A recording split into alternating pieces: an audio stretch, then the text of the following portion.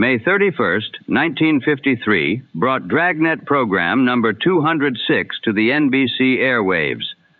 This is Big Gun, Part 2, concluding the auto theft detail investigation begun the previous week. Detective Sergeant Joe Friday, played by Jack Webb, continues the search for the leader of an organized stolen vehicle ring, a man said to be unknown even to the people working for him. Ben Alexander, Stacy Harris, Virginia Gregg, and Vic Perrin are heard in the cast, with John Robinson credited as writer. From the Los Angeles Police Department auto theft detail, the case moves into its second and final half. And now, we return to the original broadcast.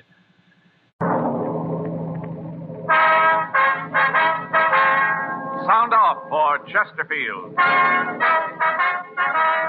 Chesterfield, first with premium quality and best for you. Chesterfield brings you Dragnet.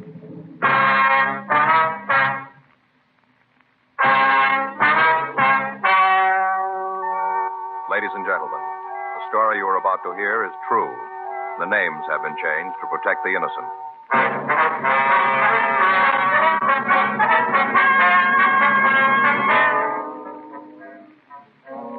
You're a detective sergeant.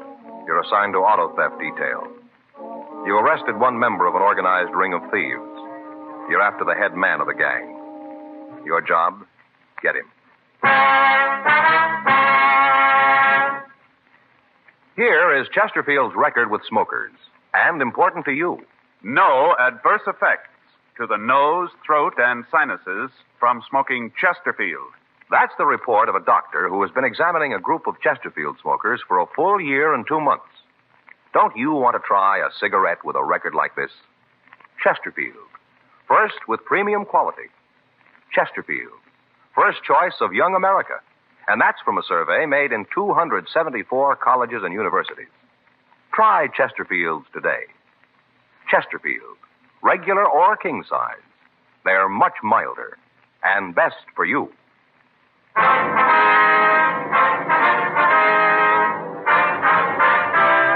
Dragnet, the documented drama of an actual crime.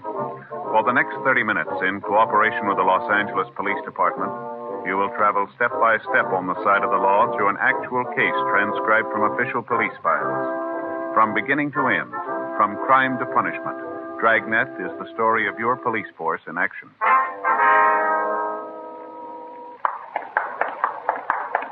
It was Wednesday, June 24th. It was warm in Los Angeles. We were working the day watch out of auto theft detail. My partner's Frank Smith. The boss is Thad Brown, chief of detectives. My name's Friday.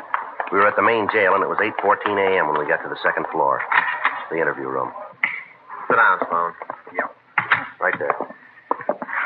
You guys start pretty early in the morning, don't you? Yeah, once in a while. You got a cigarette? Yeah, there you are. Thanks. I never feel like I'm alive until I've had a cigarette in the morning. How about a match? Here.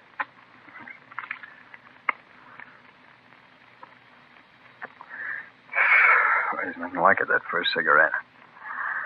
All right, what's this all about? You know that as well as we do. A few questions we want to ask. All right, go ahead, ask. What's your part in the setup? I don't know what you're talking about. No, it won't work, Sloan. We got the whole story from Summers. Well, then what do you need from me? Just like to check out a few things. What do you mean you got the whole story from Summers? What did he say? He told us everything he knows about the setup. And what he says, you're the key man. Everything goes through you. He said that? Yeah. You believe him? Got no reason not to. That's why we're here. Get your side of the story. How much he tell you? Said everything he knows. Yeah, that figures. You get a guy with a yen like that, and as soon as the roof starts to drop, they spill their insides out. That's the trouble with doing business with hypes. You always run into it. Yeah, well, let's hear your side, huh? Sure, I knew going in if you locked Summers up, you'd break. Just a matter of time before he started seeing things and talked all over the place. Why don't you do a little of the same? I got no choice. Where do you want me to start? How about the beginning? It's as good a place as any, I guess. All right, who's the big gun in the setup? Now, you're not going to believe Well, this. why don't you try us? I don't know who he is. I haven't got the slightest idea, and that's the truth. You're asking us to buy the fact you work for a guy you don't know. I don't care if you buy it or not. That's the way it is. I don't know who the big man is. How'd he get your orders? He calls me. Where? My place. When? When I got something for him. How does he know? We got a set time each day. He calls in. He tells me what he wants done. I tell him what's going on. What happens if you want to talk to him and it's not the time? Nothing. I got to wait. How'd he get paid? He calls me and tells me where to go. I show up there and the doe's waiting. All right, now you start at the beginning. Give us the whole story. All right, I got in town about 6 months ago. Where from? Outside of Chicago. All right. I laid around town for a few days, and I get this rumble that maybe I can pick up a job. Where'd you hear it? Oh, just around. I couldn't tell you where it was. A word here, another one there. Just around. All right, go ahead. Well, I'm home one day, and the phone rings. I answer it, and the guy asked me if I wanted to go to work for him. I'm on my uppers, so I asked him what he wanted me to do, and he springs this car heist thing on me. I told him I wanted no part of it. Yeah. He kept on talking, kept telling me how it was such a sweet, clean racket, how we could work it without being tagged. Finally, I told him I might be willing to sit down and talk to him about it. Mm-hmm. He says no go. Said he didn't want anybody to know who he was, and that went from me, too. He told me he'd swing the operation on What do me. you mean, swing it? Well, he said he'd tell me how to set it up, how to make it work, who to contact. Said he had the organization already, but he needed a man to take charge of the L.A. part of it. He told me that I was the guy he wanted. Well, Slum, how'd he happen to come to you? I don't know. I did time when I was a kid for Grand Theft Auto. First time, I got off light. Where'd you do the time? New York State. All right, go on. Well, maybe he got a rumble about that. He knew that I was down. Maybe he figured that I was the guy to handle it for him. I don't know why. He just called. Do you have any idea who this man on the phone was? No. I thought about it a lot. I tried to come up with an answer, but there just wasn't any. At least none that I could find. Might have been somebody you met back east. I don't know. Could be. I got no way of knowing. The way the deal worked out, I didn't have any reason to get nosy. This guy really had it figured out like a charm. I still don't know how you tagged us. How about it? You tell me? You know better than that. Yeah, I suppose so. All right, go ahead. What happened after you talked to this guy? Well, I wasn't real anxious right off. I told him I'd have to think about it, you see. Yeah. Next day, he calls again. Told me he wanted to tell me the deal, lay it out for me. If I thought it was good, I could go along with it. Otherwise, we could call it quits. I was just about to get bounced out of my room, so I listened. We must have talked for about an hour. Yeah? That's when he laid it out for me. The way it looked, the plan couldn't miss. Wasn't anything he hadn't thought of all along the line. He had the leaks all plugged up tight, you see. All right. How'd this deal work? I thought Summers gave you the lineup. Yeah, he did, but we'd like to hear it from you, you all sure right? you ain't trying to con me into something? You said it yourself. You got no choice now, have you? Well, the way it worked was smooth, real smooth. The boss, that's what I called him. He'd call me, tell me what kind of car he wanted. I'd get in touch with one of the boys and pass the order on, you see. Yeah. Hype would steal the car, call me. Who? Some hype would steal the car and call me right away, tell me where he had the car. Then the boss would call and I'd tell him. He'd drive by, look at the car. If he okayed it, he'd call me and I'd tell the fellow that stole it to get it rolling. They drive it to Mexico, huh? Yeah. First off, I'd meet him and give him enough money to get back here, though. And after that, they'd switch the plates in the car and then shove off. Where'd you get the plates? Oh, the boss would get them someplace. Then they'd be delivered to me. Always cold plates. I think he probably got them off of used car lots. I don't know, but that's the way it looked like to me. You see? Yeah. What happened then? Well, the guy'd drive the car straight through. He'd deliver the car to a contact down in Tijuana. What about the payoff from Mexico? How'd they work that? Well, that went through me, too. I'd get a call from the boss. He'd tell me where the meat was. I'd show up and pick up a paper bag with the narcotics. That the way the stolen cars were paid for? Narcotics? Yeah. Heroin was the best, so by the time we cut it down, it went a long way. What'd you do with the stuff? Well, some of it I'd use for paying off the hype that lifted the car, and the rest went on to the boss. How'd you get it to him? He'd call me, tell me where to leave it. Maybe an alley downtown, a telephone pole on Central. Once in a fountain right in front of City Hall. Every time, though, it's a different place. Yeah. Is it possible any of the others might know who he is? I talked to him. None of them know. I don't think they're holding out. Yeah. This boss, he ever say anything that could let you know where he was calling from? No. How about his voice? You get anything from that? What do you mean? You have an accent, something like that? No, nothing. He talked just like you and me. There's one thing, though. What's that? He's been around. He knows the tricks. He knows about me, everything I've ever done. The way he talks, you know he knows all the rackets. Mm-hmm. He ever sent you anything through the mail? Oh, what do you mean, like with the postman? That's right. No. A couple of times he sent me a batch of plates to use on the cars, but they come by messenger. One of the companies here? No, just a guy. I asked them who sent them, but they couldn't tell me. Couldn't or wouldn't? I ain't sure, but I really don't think they knew. It's always a different guy each time. Never the same one twice. You got some of the plates around? No, we used the last one on the car last night. When does the boss usually send them to you? Depends on how many cars we've taken. He keeps track. When we're out of cold plates, another batch of them shows up. It depends on the cars, you see. How about the other men working with you? The ones here in town? You give us a list of them? If I do, it makes me a pretty big fink. You don't, it's going to make you big trouble. I suppose so. There's nothing you guys can promise me for this, huh? You know the answer to that, too. We can see that the district attorney's office knows about the help you gave us. That's all we can do. It's better than nothing. Okay, I'll give you the name. Now, when this goes to trial, we can figure you'll be a witness for the state? Against who? Well, this boss, whoever he is. Sure, if you can get him. I don't think you will, though. Is that right? Sure, it stands to reason. I worked for the guy and never got to see him. He ain't going to want to see the police. Well, he's a little like you, isn't he? Huh? He's got no choice. We got the list of names from the suspect, and then we checked with Captain Carl Shy, Narcotics Division. He assigned 2 men to work with us on the case. We got in touch with the Sheriff's Department and filled Sergeant Judge Shelton in on the developments. A call was put into Al Gayton at San Diego, and he said that he'd get in touch with the Mexican authorities and line up the cooperation we needed from them. The name of the contact in Tijuana was given to them, but they were unable to locate the suspect. We asked the stats office to make a new run on the MO of the auto thefts in an attempt to come up with a new lead on the head of the ring of thieves. They turned up 6 leads that were checked out. They netted us nothing. We got in touch with the State Highway Patrol, and we worked out a system to intercept any cars that might be stolen in the future by the same gang. The plan was that in the event we received a call regarding a stolen vehicle, we'd put it on the air with the heading of the code word Alex. This would alert all police officers between Los Angeles and the Mexican border. The men named for us by the suspect Harry Sloan were all taken into custody. Further interrogation netted us no new information.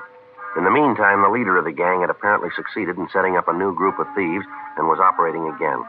The thefts continued through the next month. During that time, all precautions were taken to keep the stolen cars from getting to the border, but the speed with which the gang operated made apprehending them almost impossible. The radio operation with patrol units along the highway was tried, but by the time the cars were reported stolen to us and we were able to get a broadcast out on them, they were already across the border.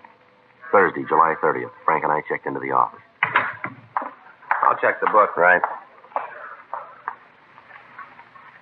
Anything? No, call here from Faye, that's all. Well, Skipper sure hacked about this thing, huh? Can you blame him? No, I suppose not. He's got a lot of people leaning on him. I don't know, Joe. It's about time the brakes start falling on our side. Well, we've been saying that for a long time, too. It doesn't seem to do much good. Even when we do nail the big gun, we're going to have to prove it, and that isn't going to be easy. Yeah. The way he's got it worked out, it's going to be awful tough to build a case that'll stick. Well, he doesn't handle the narcotics. He doesn't handle the money. All he does is okay the jobs. Yeah, but there's got to be an outlet for the heroin. Well, where's he getting rid of it? That's a good question.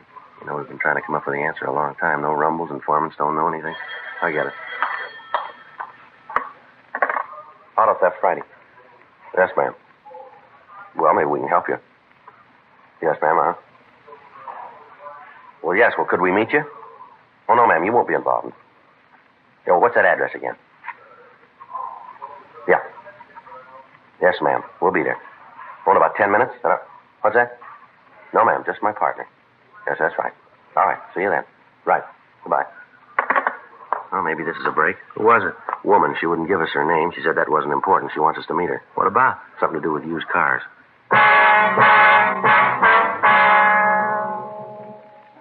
10:10 a.m. Frank and I left the office and drove to Hollywood to meet the woman who'd called in. She said that she wanted to meet us in one of the coffee shops along Vine Street. We drove out the new freeway to Hollywood Boulevard and then down to Vine Street. We parked the car and walked up to the coffee shop.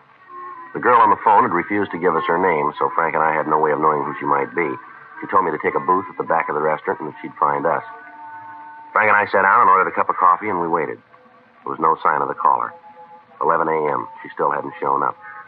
We were about ready to leave when a tall woman, well-dressed, in her middle 30s, came in. She stopped at the door, looked around the place, and then she headed for our booth. Joe. Yeah, it might be. No, she's heading for the next booth. Are you from the police? What? Are you a policeman? No, what? Never mind. Are you from the cops? Yes, ma'am. I'm the one who called you and told you to meet me here. Yes, ma'am. I'm Joe Friday. This is my partner, Frank Smith. You got some way to prove it? Ma'am? Prove that you're cops. I don't want to talk to nobody who ain't cops. Yes, ma'am. Here's my ID card. Oh, yeah. That's you, all right. Yes, ma'am. How about you? Yes, ma'am. Here's mine. Oh, yeah. Oh, say, that's a real nice picture. You put on some weight, haven't you? Would you like to sit down, ma'am? We can get started on this. Oh, yeah, sure. Now, what was your name? Well, you don't need that. It doesn't make any difference. All right. Can we order you something, maybe? Yeah, I'd like a Coke. All right. I'll get it, Joe. You make sure it's a real Coke, though. Genuine. All right, ma'am. I'm sorry I'm late. I got tied up. That's all right, ma'am. What if we can get started? Well, I was across the street, waiting by the radio station. Yes, ma'am. Waiting for that singer. What's his name? You know who I mean. The cute one with the curly hair. Oh, I never can think of his name. Anyway, I was waiting for him to come out. He's doing a show over there, you know. He has a wonderful voice, and he's so cute. Uh-huh. Now, what's this all about, this thing you want to tell us?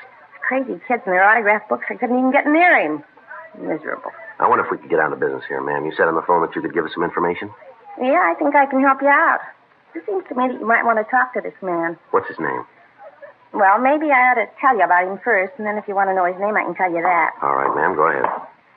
Here's your Coke, ma'am. Oh, thanks. All right, that's good. It's cold. Do you want to go on? On? Yes, ma'am. About the man? Oh, yeah. Well, there's this fella, and he's got an office in the building where I work. Where would that be? A corner of Hollywood and Dick Street. Right on the corner. 9th floor. Elevator's always out of order. Yes, ma'am. Well, he's got this office, and I see him a lot. You know, at the elevator? Maybe down at the magazine rack in the lobby. Anyway, I see him a lot. Mm-hmm. Well, about a week ago, he asked me for a date. Just like that. Come up to me while I was looking at TV Stars Parade. That's a magazine. Uh-huh. All about television stars, where they work, what they're like. All interesting things like that, like do they like garlic and what kind of knot do they use in their ties. All interesting things like that. So this man asked you for a date, huh? Came up just like brass and asked me out. Well, first off, I was kind of flattered. You know, he's pretty nice. Drives a nice car and all, but I told him I couldn't go out with him. And then I told him that I thought he should be ashamed of himself. I told him he should be ashamed of himself. Yes, ma'am. Sure. See, I knew he was married. Nice little wife, real cute. I saw her a couple of times around the building. Lately, she hasn't done too well. She's real cute. Imagine him asking me out and him a married man. Well, yes, ma'am, but why do you think that the police might be interested in him? I'm coming to that. That was good. Well, I kind of checked around, you know, to see what this guy did and what business he was in. Yes, ma'am. He's in the used car business, sells old cars. I see. That's it. Sells used cars in an office building. Not even a lot. Nothing. There's a glass door. Is there any lettering on it? Yeah, I thought about that, too, but there isn't. No, that's all he's got. Just this little tiny office, desk, and a couple of chairs. Glass door. Well, ma'am, there's nothing illegal in that, you know. Oh, yeah, but he doesn't have a license. No, sir, he doesn't have a license. Beg pardon? I work for a lawyer. Alphabetical filing, G to O. I asked my boss if you didn't have to have some kind of license to sell cars, and my boss says you do. This man doesn't have one. He goes out and buys these old cars and then fixes them up and sells them, and he doesn't have a license. Well, not only that, the men he sells the cars to. Oh. Why do you say that? No, because I do, that's why.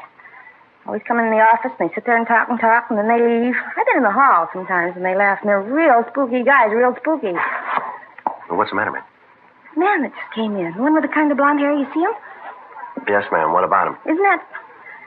Oh, what's his name? I know it as well as I know my own. He stars in all those space things, you know, like the Saturn Saga and the Martian Maniac that was on last week, and this fella, that one that just came in. Well, he had on this kind of suit, all covered with lights, a space suit. He was so cute. Yes, ma'am.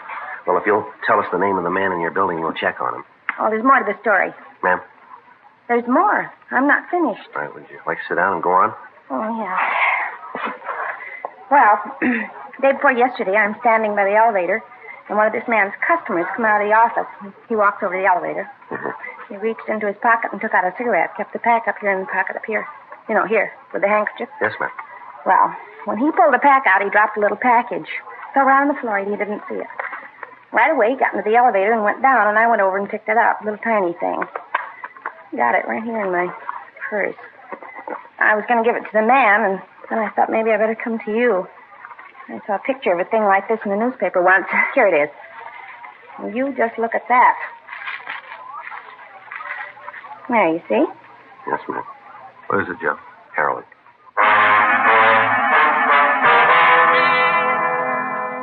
$11:40 a.m. We continued to talk to the woman. She gave us the name of the man who ran the used car agency in her building, Ralph Holland. She also gave us a description of him and a description of the man she'd seen drop the narcotics. We went back to the office and checked the name through R&I. Holland had a record listing one arrest on suspicion of violation of the State Narcotic Act. The date of the arrest was August 17th, 1937. He'd been released for lack of evidence. We checked the name in the phone book and came up with a business and a residence address. He lived with his wife in a large tract out in the San Fernando Valley. 1:15 p.m. Frank and I drove out to talk with Holland's neighbors. They told us that the family was known and respected throughout the area. None of them could recount any actions that might cause suspicion. They told us the Hollands had lived in the house for the past 5 years, but that Mrs. Holland had said that the family was planning to move into town. From the neighbors, we found out that Mrs. Holland was a semi-invalid and rarely left the house. We called the office and arranged for a stakeout on the house, and then we drove back into Hollywood to talk with Holland's business associate. From them, we got the same story. Ralph Holland was a respected member of the community and was a member of several civic clubs. None of his friends could tell us much about his business activities. We did learn, however, that many of his friends couldn't figure how the family could live at the scale that they did. They said that Holland had a good business, but they couldn't see how he could afford the new cars that he drove or the new house he was planning to move into. 5:46 p.m., we checked back into the office and talked with Captain Nelson.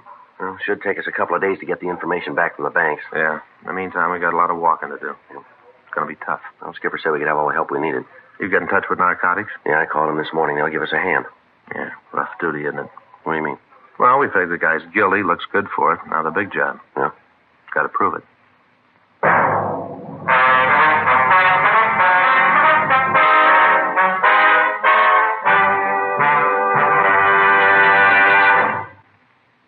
You are listening to Dragnet, the authentic story of your police force in action.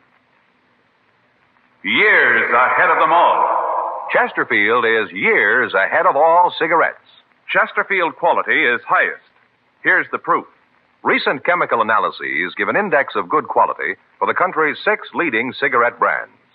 The index of good quality table, which is a ratio of high sugar to low nicotine, shows Chesterfield quality highest. Chesterfield quality highest.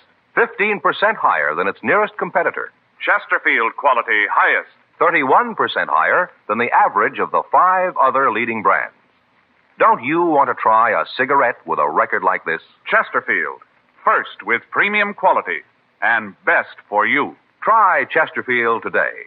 Regular or king size.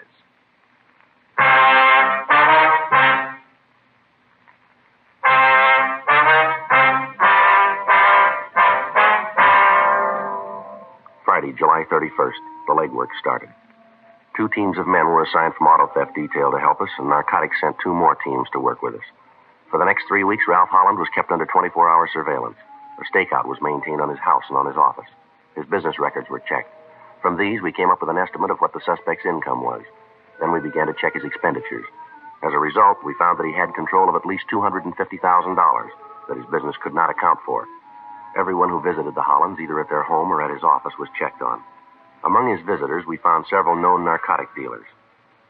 The auto thefts continued, but by now the code system had begun to work. From July 31st to August 25th, 16 cars were stolen that we attributed to Holland's operation.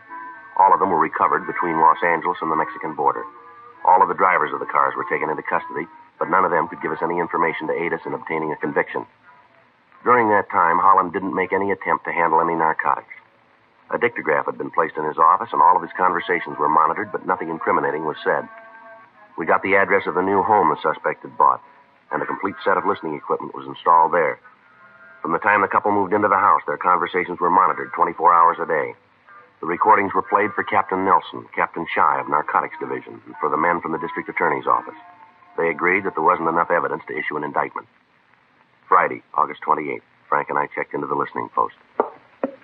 Well, you might as well sit down, Frank. We got a long night. Gonna be better with a speaker. What? Fellas downtown putting a speaker, see? Earphones get too heavy. Oh, yeah. I was talking to Guy Anderson. He was out here. Said by the time you sit with those things on your head for a couple of hours, feels like somebody shot your ears full of Novocaine. Yeah.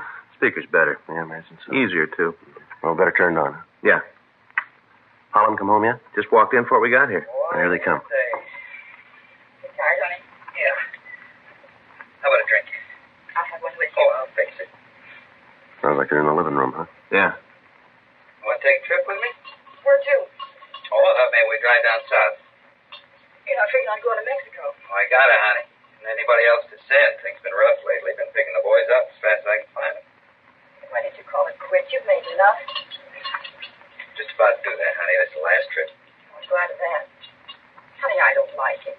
Maybe I'm just getting jittery, but I swear there have been men watching the house. Here. Take the drink. Oh, you're just getting jumpy, honey. There isn't anybody watching and anybody who knows about it. I'm glad you think that. I'm not too sure anymore. There's nothing to worry about. We're clean. This is the last trip. After that, we call it quits, okay? I'll be glad when it's over. You go with me, that'll be good for you. Get out of the house, see the country. Get you over this case of nerves you got. Might be kind of nice of that. Sure it would. Best thing in the world for you. See some new things. When you figure to go? Oh, I'm going to pick up the car in the morning early. I thought we'd get away about 8. We can stay down there for a couple of days and get back Tuesday. Take our time. Have a few laughs.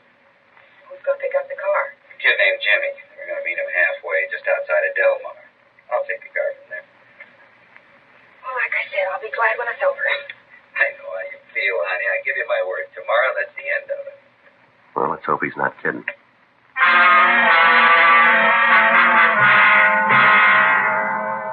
The following morning at 6:30 a.m., Frank and I, along with the men from Narcotics Division, were parked down the street from the Holland home. At 8:36 a.m., we saw the couple come out of the house and get into Ralph Holland's car. They drove out to Sepulveda Boulevard and they turned south. All units of the state police had been notified to watch for the car. Members of the sheriff's department were stationed along the road just outside Del Mar. If we could take Holland into custody while he was in the possession of a stolen car and confront him with the stories of the two suspects we picked up earlier, George Summers and Harry Sloan, we felt that there was a good chance that he might confess. In any event, we'd be able to bring him to trial on a grand theft auto charge. The meet was made with the man who'd stolen the car as scheduled, and Holland started to drive south to the border. Men from the sheriff's department took the thief into custody, and we followed Holland. About 4 minutes later, he pulled the car over to the side of the road in front of a small coffee stand. He and his wife got out of the car, and they went into the place. We drove by, and then we doubled back and parked about 100 yards up the road from the stand. All right, let's go. The boy should be around back by now. Yeah. All right, come on. Down at the end of the counter. Yeah. You Ralph Holland? Yes, what do you want? You driving that green Buick out there? Yeah, so what? Wonder if we could see the registration papers on the car. What for? Police officers. We'd like to see the registration. What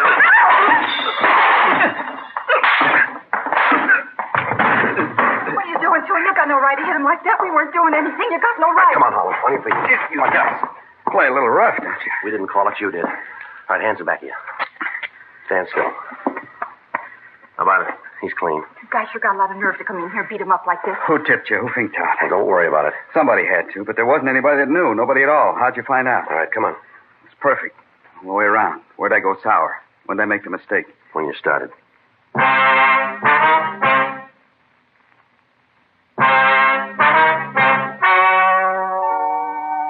story you have just heard is true. The names were changed to protect the innocent. On January 14th, trial was held in Department 89, Superior Court of the State of California, in and for the County of Los Angeles. In a moment, the results of that trial. Now, here is our star, Jack Webb. Thank you, George Fenneman. Next time you buy cigarettes, I wish you'd kind of keep us in mind and remember what we've told you about Chesterfield. First, with premium quality, highest quality, in both regular and king size. You smoke a couple of packs and you'll see what I mean. Chesterfields are milder with a wonderful taste. And you want to remember this. Chesterfield is America's best cigarette buy. See for yourself, won't you?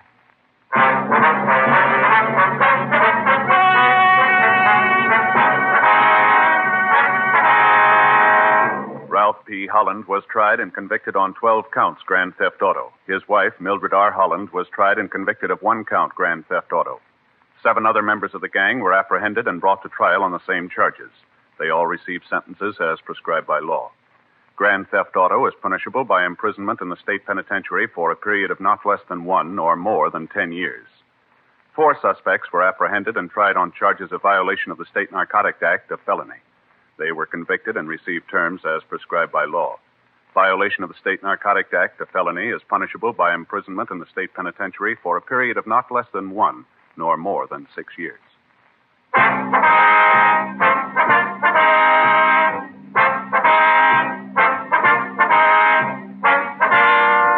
You have just heard Dragnet, a series of authentic cases from official files.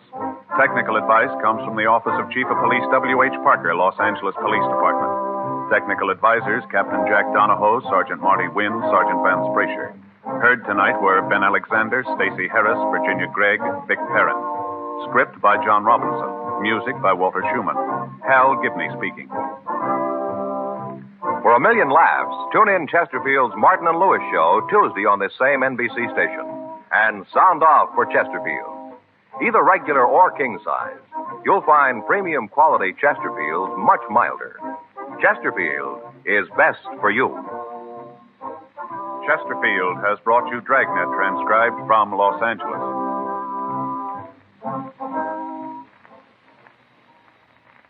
Now, new Fatima has the tip for your lips. Fatima tips of perfect cork. King size for natural filtering. Fatima quality for a much better flavor and aroma. So remember, new Fatima has the tip for your lips. Fatima. See how smooth they are. Remember, Fatima is made by the makers of Chesterfield, Liggett and Myers, one of tobacco's most respected names.